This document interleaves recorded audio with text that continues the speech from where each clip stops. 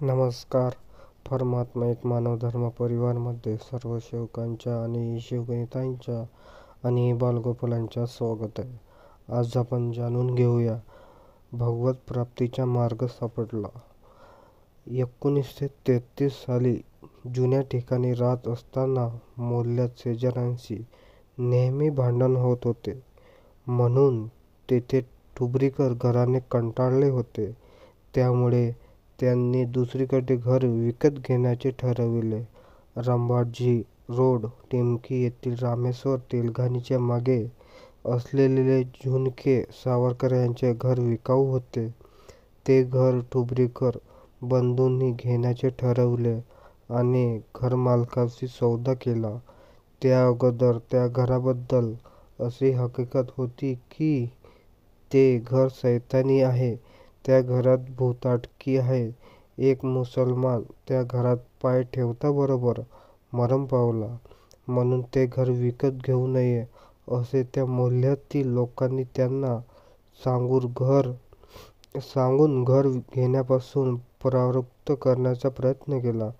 परंतु बाबांचे घर हिंदू संस्कृतीप्रमाणे गुरुमार्गी होते. त्यांचे गुरु श्री यादवरावजी महाराज धोपेवाडा हे होते. बाबांच्या वाडवडिलांनी असा विचार केला की आपण होम हवन पूजा अर्चना केल्यावर ती भुताटकी नष्ट होईल आणि आपण सुखात राहू शकू. असा विचार केला. पक्का करून त्यांनी घर विकत घेतले. या वेळेस बाबा 12 वर्षाचे होते. सध्या बाबांच्या घरात राहतात तेच घर हे होय. ठरल्याप्रमाणे त्या घरात राहावयास येण्यापूर्वी त्यांनी घराची शांती करण्याकरिता गुरुमंत्राने होम हवन पूजा अर्चना केली आणि आनंदाने त्या घरात राहावयास आले. आगीतून निघून फुटफाटक्या पडणे या म्हणीप्रमाणे या घरात राहावयास आल्यानंतर कोणालाही सुखशांती लाभत नव्हती. ते वर्षभर सुद्धा सुखी राहू शकले नाहीत. घरातील लोकांना सारखे स्वप्नविकार होत होते. जेवताना पायऱ्याची आवाज ऐकून येत होते. पायरीवर कोणीतरी सारखा चालतो आहे असा त्यांना भास होत होता. घरासमोर रात्रभर कुत्री ओरडत वगैरे भुताटकीचे प्रकार सुरू होते. त्यांच्या घरात जन्माला आलेली मुलेही बाहेर खेळत असताना कुत्र्यासारखी ओरडून मरण पावत असत. अशा प्रकारे संपूर्ण कुटुंब दुःखी होते. बाबांचे वडील श्री विठोबाजी यांनी बरेच उपचार केलेत. औषधी उपचार केला. गुरुवैद्याद्वारे होम हवन केले. मांत्रिक तांत्रिक या लोकांकडून उपाय केलेत. कित्येकांनी नवस केलेत. नाना प्रकारचे उपाय करूनही कुटुंबात समाधान व शांती लाभत नव्हती. हजारो रुपये खर्च झाले होते. भुताटकीमुळे कित्येक जीव देवाघरी गेले होते. यामुळे संपूर्ण कुटुंब त्रस्त झाले होते. परिवारात शांतता नव्हती. बाबा जुमदेवजी हे हनुमानजीची सेवा करीत असत. त्यामुळे त्यांना हनुमान चालीसा पाठ होता. त्यात असा उल्लेख आहे की जेथे हनुमान चालीसा वाचायला जातो तेथे भूत राहू शकत नाही. तेव्हा भुताटकीचा नाश व्हावा म्हणून बाबा दररोज 2-3 वेळा हनुमान चालीसा वाचित होते. परंतु घरात सुख समाधान नव्हते. लहान मुले सारखी आजारी पडत व त्यांना काहीतरी दिसत होते. या भुताटकीचा खेळ सारखा 12 वर्ष सुरू होता. 1945 सालच्या नोव्हेंबर महिन्याची गोष्ट.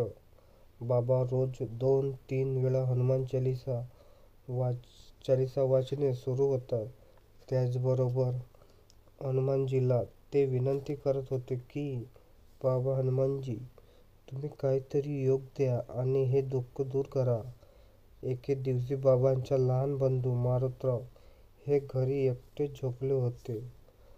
माझ्या घरात कोणीच नव्हते आणि बाबा छपरीत बसले होते. बाबा छपरीतून माझघरात गेले तेव्हा मारोतराव उठून बसला होते. तेव्हा बाबांनी मारोतरावांना विचारले की तू का बसला आहेस? तेव्हा मारोतरावांनी विचारले की माझे पाय कुणीतरी हलविले आणि मला कुणी उठविले. तेव्हा बाबा पुन्हा मारोतरावांना म्हणाले की मी आताच घरात आलो आणि घरात तर कुणीच नाही, मग तुझे पाय कुणी हलविले हे मला माहीत नाही. इतके बोलून बाबा आश्चर्यचकित झाले.